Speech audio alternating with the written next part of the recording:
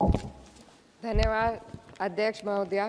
आज हमारे राष्ट्रगीत के 150 वर्ष पूरे होने पर हो रही महत्वपूर्ण चर्चा में गर्व के साथ एक भारतीय होने के नाते मैं अपने विचार रखना चाहती हूँ। सदन में इतिहास को तोड़ मरोड़ कर पेश करके फिर से मुस्लिम तुष्टीकरण के नाम पर भारतीय मुसलमानों को कटघरे में खड़े करने की कोशिश की जा रही है। लेकिन मैं सदन में बताना चाहूँगी कि हम भारतीय मुसलमान जिन्ना के आह्वान को ठुकराकर अपने इस प्यारे वतन की मिट्टी के साथ मजबूती से जुड़े रहे। हमने महात्मा गांधी, बाबा साहब डॉक्टर भीमराव अंबेडकर, रविंद्रनाथ टैगोर जी, सुभाष चंद्र बोस जी, मौलाना अबुल कलाम आज़ाद, अशफाक उल्लाह खां साहब के विचारों को अपनाया। हम भारतीय मुसलमान इंडियंस बाय चॉइस हैं, बाय चांस नहीं। वंदे मातरम के किन छंदों को राष्ट्रगीत के तौर पर अपनाया जाए, यह फैसला सर रविंद्रनाथ टैगोर और सुभाष चंद्र बोस जी जैसे नेताओं के परामर्श के बाद हुआ। क्या अब हम उन महान नायकों की समझ पर प्रश्न चिन्ह उठाएंगे? उन्हें देश को बांटने वाला और तुष्टीकरण करने वाला कहने का पाप करेंगे? उन महान हस्तियों ने वंदे मातरम के उन छंदों को अपनाया जिन्होंने देश के हर वर्ग, हर धर्म के मानने वालों को एक सूत्र में पिरोने का काम किया। और मैं एक घटना आप लोगों के सामने रखना चाहती हूँ। वर्ष 1998 में उत्तर प्रदेश सरकार के मंत्री रविंदर शुक्ला जी ने स्कूलों में राष्ट्रगीत को गाना अनिवार्य कर दिया था। लेकिन तब के तत्कालीन प्रधानमंत्री अटल बिहारी वाजपेयी जी ने, जो उस समय लखनऊ के दौरे पर थे, उत्तर प्रदेश सरकार के इस फैसले पर नाराजगी जताई और यूपी सरकार ने राष्ट्रगीत को अनिवार्य करने वाले मंत्री को बर्खास्त कर दिया था। अब मैं सत्ता पक्ष से सवाल करना चाहूंगी।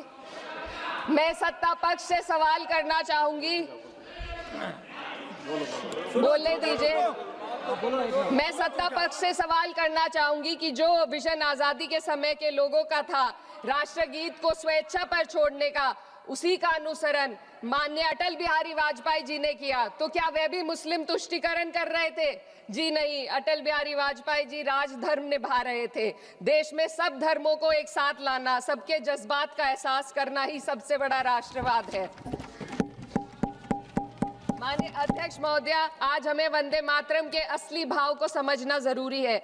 यह गीत तो देश के जल, जंगल, जमीन, हरियाली और निर्मल हवा की वंदना को समर्पित है। यह भारत की जन जन की मंगल कामना करता है कि भारत का हर नागरिक स्वस्थ रहे, सुरक्षित रहे और सम्मान के साथ जी सके। सुजलाम सुफलाम का अर्थ है, सुनिए, ऐसा देश जहां स्वच्छ और पर्याप्त जल हो, जहां नदियां जिंदा हो, बहती हो, जीवन देती हो।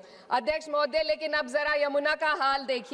दिल्ली प्रदूषण नियंत्रण समिति की 2025 की रिपोर्ट बताती है कि यमुना के कई हिस्सों में बीओडी स्तर 127 mg पर लीटर है तक पहुंच चुका है, जबकि किसी जीवित नदी के लिए ये 3 mg पर लीटर से कम होना चाहिए। ये सिर्फ नदी का संकट नहीं है, ये किसान का संकट है। नमामि गंगे के नाम पर हजारों करोड़ रुपए खर्च हो गए, लेकिन सच्चाई ये है कि आज भी गंगा और यमुना के किनारे किसान मजबूरी में उसी जहरीली पानी से खेती कर रहा है। वही जहर अनाज में उतरता है और वही जहर किसान की जिंदगी को धीरे धीरे खत्म कर देता है। अध्यक्ष महोदय, जब पानी जहर हो जाएगा तो सुजलाम कैसे होगा? जब किसान बर्बाद होगा तो सुफलाम कैसे होगा? मलयज शीतलम, मलय का अर्थ है मलय पर्वत से बहने वाली ठंडी, सुगंधित, चंदन जैसी हवा जो जीवन देती है, बीमारी नहीं।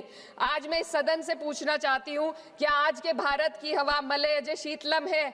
नहीं अध्यक्ष जी, बस संसद से बाहर कदम रखिए, एक गहरी सांस लीजिए। ये चंदन की महक नहीं, ये जहर है जो आपके हमारे फेफड़ों में उतर रहा है। दुनिया के 20 सबसे प्रदूषित शहरों में से 13 भारत में है। दिल्ली की हवा में सांस लेना मानो रोज 20 सिगरेट पीने जैसा हो। भारत हर साल सर्दियों में जहरीली हवा के प्रकोप में घिर जाता है। AQI गंभीर स्तर पर आ जाता है। ठंडी हवा का सपना अब गैस चेंबर की हकीकत बन चुका है।